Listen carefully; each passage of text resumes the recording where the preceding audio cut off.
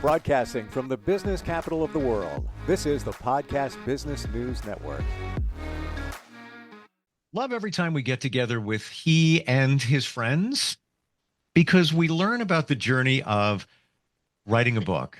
And I believe that many of us have that thought in our mind, like, yeah, I'd like to write a book. I've been through some things, or maybe that a subject interests you. What's that process? Can anybody do it? We've been learning a lot every time we've gotten together with Mark Pogodzinski, and his company is NFB Publishing. Upstate New York is where it's located. He helps people all the time come up, sometimes with the concept, the editing, the copywriting, the marketing, beautiful covers he puts together, and he's back with us. Hey, Mark, how you doing? Good. How are you? Really good. We have a interesting subject today to deal with when it comes to a book. Who have you brought along with you? So this is Miss Rachelle Francis, and she wrote a book entitled "The Two Wives of Millard Fillmore." And the fascinating aspect of it, she told it through the point of view of the two wives, which is an interesting and growing genre in writing called creative nonfiction.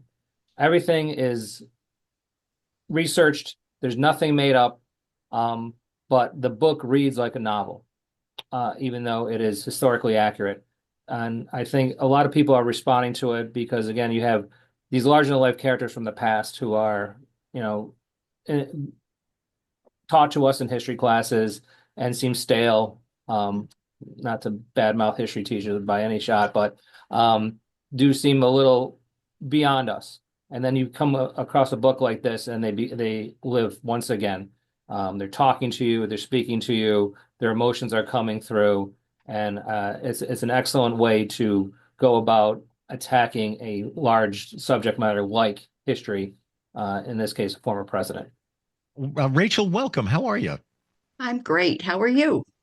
Very well, and very intrigued about the subject matter within this book. Millard Fillmore, 13th president of the United States, had two wives, obviously. I have to ask first, why him? And why did you write it from the perspective of his two wives? Okay.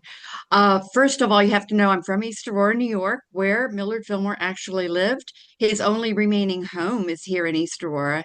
And when I first moved here as a young mom, I was enlisted to be a docent there. When I learned his story and how Lincoln-esque it is, I thought it needed to be written. So that was my first book, actually. I called it Will the Real Millard Fillmore Please Stand Up? And I wrote it first as my master's thesis, and then with a champion who you guys might know, Joe Biron, who was with Canisius Press. He was also on the school board of Orchard Park where I taught. And once he learned about my book that had not been published, he championed it, and he made sure that it got published. So that was back the turn of the century. And so as I researched and learned more about Millard Fillmore, I knew that these two wives were pretty darn interesting. And I always said, oh, the two wives, that's going to be my next book. Well, it took me like 20 years before it became an actuality. And I'm very grateful to Mark for his help. And I'm so excited to actually see Mark's face for the very first time, even though we've communicated a lot. Well, thanks for sharing that. Thanks for sharing that, because on the outside, I don't often see that process. And it's amazing how he can walk that journey with you, but doesn't have to physically be with you, or you don't even have to see him. You can communicate by email, Zoom, or whatever it might be. So I'm still very much intrigued about Abigail and Caroline. Okay. I agree. I think they're very interesting women. And I think it says a lot about Millard as a man that he chose these two very strong women for different reasons. The cover, I'll show you the cover. Here it is. Actually, this is one of my, see, Mark knows this. Mark means I can't sell this one. So I've got it all tagged up. Work in progress. Work in progress. Yeah. This is the first wife. He married absolutely for love, and they had a completely intellectual connection too, as well as the love and devotion. And then later on in life, he found himself in need of money. And so he absolutely married the second wife for her money. But did he love her? Did he cherish her? Yes, he did. And he treated her well. So I think that says a lot about Millard as well. Wow. How did you identify bluntly here that, yeah, she had some bucks. He married her. It was kind of obvious. How did you find that out?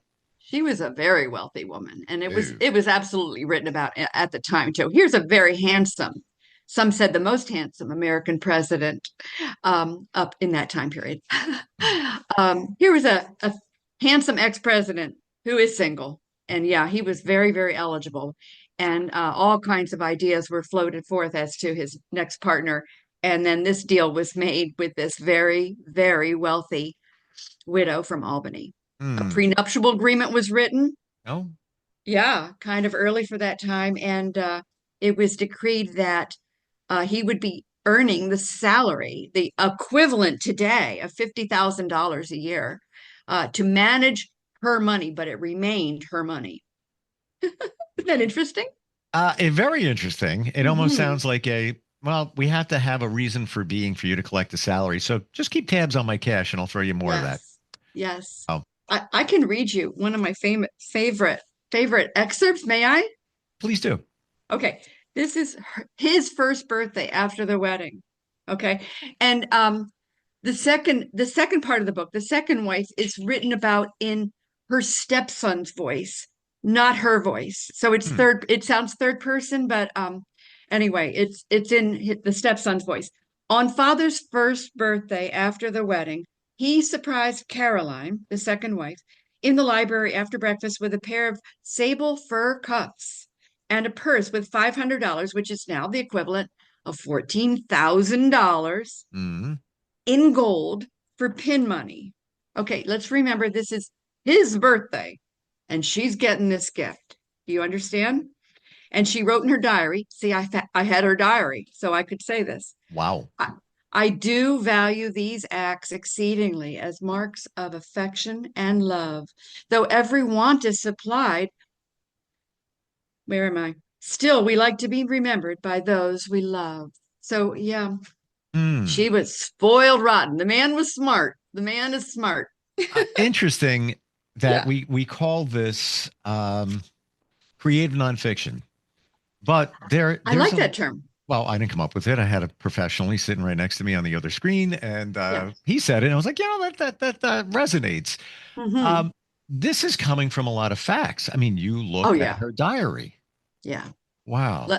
This is what was extraordinary about this research. First of all, the Buffalo History Museum has has the 16 scrapbooks that Caroline created in her life and her diary as well.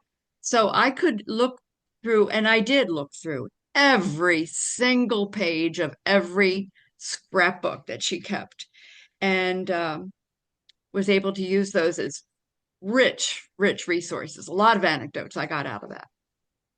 I And want here, you let to, me I let me want, explain the yeah. other thing that was part of the research change because I started doing this in the 90s. And in the 90s, I would go to that very same library and look at these very same scrapbooks, yet I was cut off by the librarian because I had asked for too many copies. So I kept saying, I need a copy of this. I need a copy of this. I need a copy of this. And I was very polite and said, please and thank you. But she said, that's it. No more. No more copies for you. So then I go back to this whole process in when I retired in 2017, and I would go every week to this very same library, which is an amazing resource in Buffalo. And now I have a cell phone. Okay. And I can take a picture of a page I want copied and I can send it to UPS. And on my way home, I stop and pick up a pile of copies from UPS. Problem solved. Wow. Wow. Do you do you love history? I do. I do. But I didn't major in it or anything. It came to me late. It came to me because of my obsession with this museum. It is Absolutely. fascinating. When you look Hmm. back in history, and I have an affinity for the 1800s. I'm, if you Hmm. believe in past life regression, I think I lived in that time. Hmm. Even Hmm. around the time that he was president, just around close to where his Yeah. passing, there was photography, there was a little bit Mm. of technology. It was a simpler way of life, but there was still stuff going on. I'm truly fascinated by that time period. Think Mhm. about this for a second. Think of his face. If there was a Yes. movie, Alec Baldwin. Absolutely. Absolutely. I see Alec Baldwin. I just can't get it out of my head every time I see a It's in my picture of this guy. PowerPoint. This is in my PowerPoint, side by side. Are you serious? I'm serious. That is crazy. All right, so another question for you, Rachel. Uh, it's 1835. Okay. Would you marry him? I would, because by then he was had proven himself as a professional, Mm. eh, um, obsessed with education and learning and books. I really like who he was in 1835. Absolutely. Hmm. What in your studying of him, what didn't you like about him? Well, there are well documented issues with his political career, and we'll go right into it. The most controversial part of his history, and the part for which many people will write him off, is the Compromise of 1850, specifically the Fugitive Slave Law, Mm. because this extended the life of slavery. Okay, but you have to understand the times, like you said, you revel in these times. And in 1850, we were on the brink of civil war.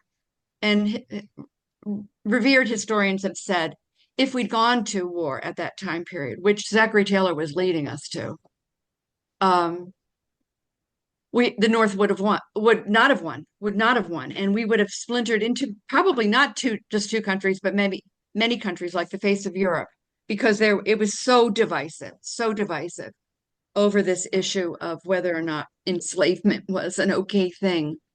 And Mm. Millard despised slavery himself. He was one of the three of the first 16 presidents who never had a slave in his life.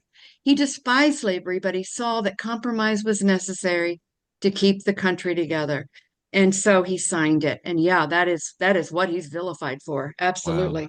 And that Mhm. was, you said 1849? 1850. 18, Zachary well, that's when Taylor, he became president. yeah, Zachary Taylor became, he died in 1850 in July. And so Millard became the president. Now, at that time, as vice president, he was actively presiding over the discussion of this compromise, which was written by Clay. It was the Clay Compromise. But he was presiding over it, and he knew how delicately balanced it was. He knew it would be a 50-50 vote. He knew he would be the tiebreaker. And so he went into his presidency with all that background and understanding. And he knew. His wife said to him, "This will be your political death." Abigail was very conversant on all the issues. And he said, "I know, but I respect the Constitution and the country. I want to keep it alive."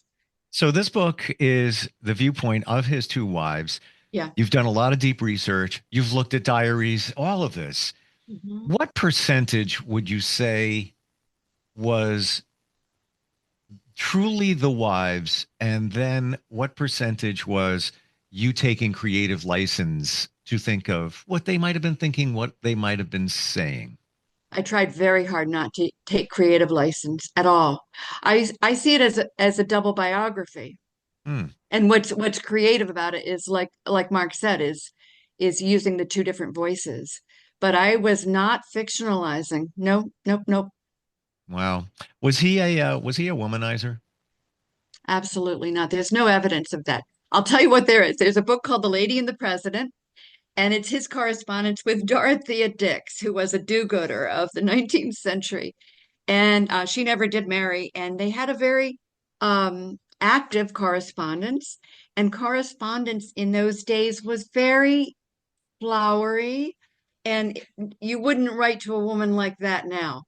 But it almost sounds as if there was a relationship, but it was just the way people wrote back then. Which again in itself is interesting. I know, I How they know. presented. Rachel, can you take us through the publishing process, working with Mark and his company? How did it begin? What were some of the steps? A respected writer friend of mine in town, Rick Oler, recommended using Mark and No Frills Buffalo, and so I did. I talked to a couple different opportunities, but that's where I went. And let's see the process. I would send him. What was most difficult were the illustrations. That was difficult. and getting them in places connected to the text that referred to those illustrations. And I'll tell you one more thing that doesn't involve Mark was my editing process with my best friend who was an English major, and we've been best friends since 8th grade. So I said, I will send you, I would email her a chapter when I thought I was done. I would email her a chapter and we would phone call over the phone. She would read it cold to me and stop, and we'd fix the sentences, and any vague references we would fix, and pronouns, and it was a very effective editing process for Wow. us. Yeah. I don't think Mark so much I don't think you did any editing, did you, Mark? But just formatting. Yep, just very minor stuff that I would pick up, just we'll call them typos. Yeah. Yeah. Wow. I still can't get over the Alec Baldwin thing. It's stuck in my head. It is just insane. If anybody is You wondering, thought that was an original thought, yeah? oh, and there's truth be told, I saw a picture of him recently, and he's gained a couple of pounds, all good, but Yeah. that makes So him did look Millard. more. It So makes him did look- Millard, yeah. Yes, crazy. I mean, if there's a book to be written, I always say this. I don't do politics. I don't engage, but I think Yeah. somebody, or you, Rachel, needs to write a book on the baby mamas of Elon Musk. Just saying. Just saying. And you have to abridge that book over and over again. Do not get me started on that. Oh, Again, I don't do politics. I'm just No. looking at it for face value. yeah. Oh, I'm my trying to goodness. figure that out myself. I don't care who I it is know. or what it is. Just like, What is going on? I don't know. What- The other thing that's interesting in becoming an expert in American politics from the 19th century is now we have seen these things before. Some of these things we've seen before, but some we have not. But it does give you perspective because it's always been problematic. It's always been divisive. It's always been heroes and anti-heroes. Mm. Yeah. What do you think, aside from the slavery situation, as he was entering the presidency, what do you think were some of his biggest challenges back then? Well, it was so divisive. I mean, people were looking at the world from two completely different paradigms. Um, he had an interesting foreign policy issue that he had to deal with, and that has provided the museum in East Aurora with the most unusual artifact. Here's the story. There was a Hungarian revolutionary, and now my mind is, I don't have his name with me. It'll come. But this Hungarian revolutionary had been put in jail, and he got out of jail, and he was traveling all around Europe, and people in all over Europe were loving this Hungarian guy, making goulash in celebration of him.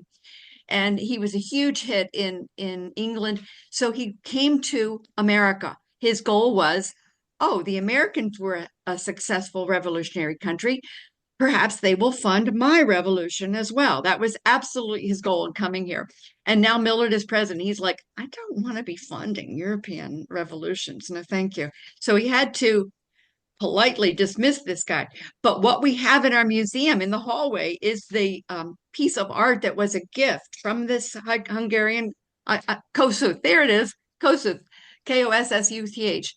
Kossuth had this calligraphy thing made up with multiple languages here, there, and everywhere, and this flattering picture of Millard Fillmore and his oath of office, and it was just there to flatter Millard Fillmore. It was a love note. That was a love note. Please give us money for our revolution. So you have to come to the museum to see this most unusual piece. And it came to Wow. us from indirect descendants of the Fillmore family. Talk about sucking up. I mean, I know. It's so funny. And the Wow. funny thing is we've tried to translate the languages, and the major ones we can't. French, Spanish, Hebrew, Hungarian. We can translate a lot of them, but some of them are absolute, we think, gibberish. I don't know. We haven't been able to decipher a big chunk of it. that's actually funny in I a know. way. I You know. know, it's like, reading a review, but I can't read it. It's in a different language that doesn't even Yeah, exist. yeah. It's an amazing piece. Hmm. Uh, with your love of history, and what's next on your radar? In the back of your mind, I want to write a book about this, maybe about that. Anything percolating? Yes, yes. And memoirs. Memoirs are kind of high on my list right now.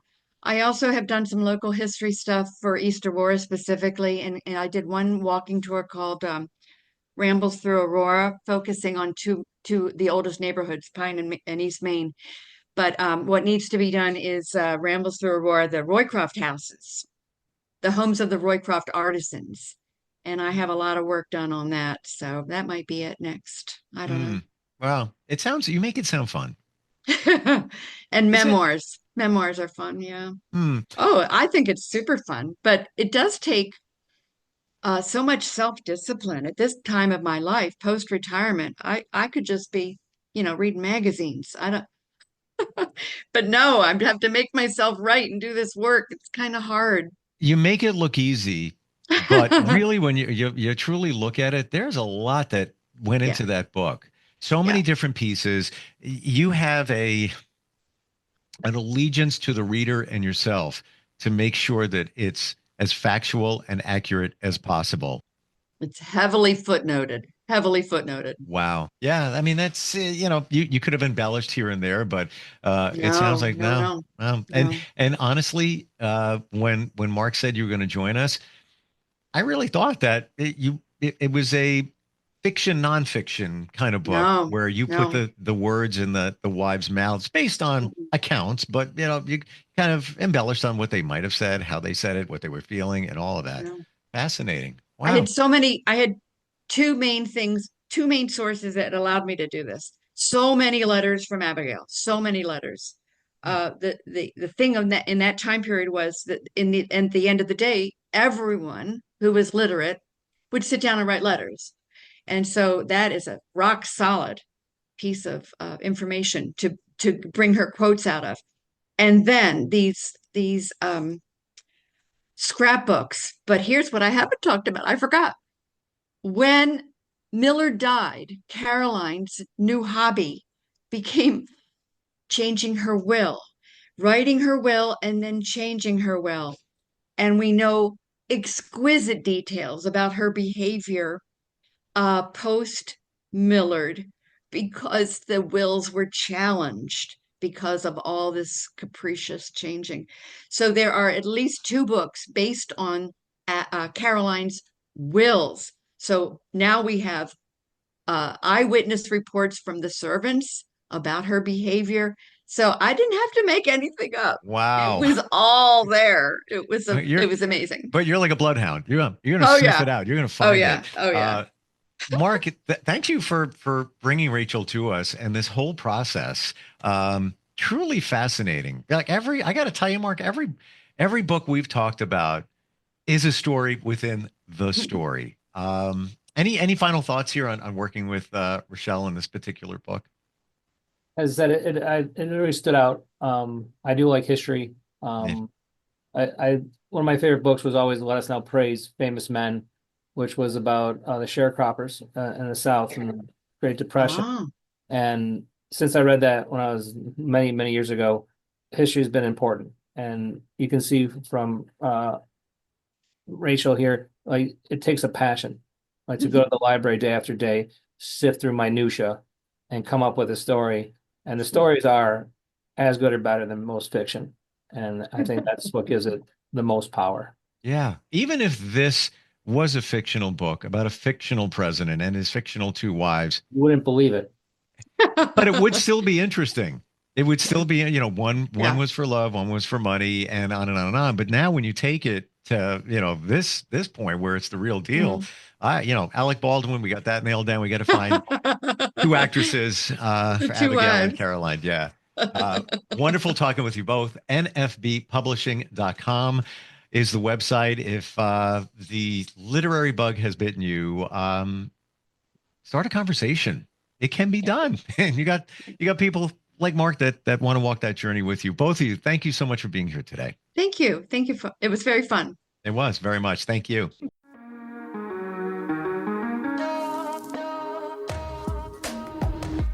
Broadcasting from the business capital of the world, this is the Podcast Business News Network.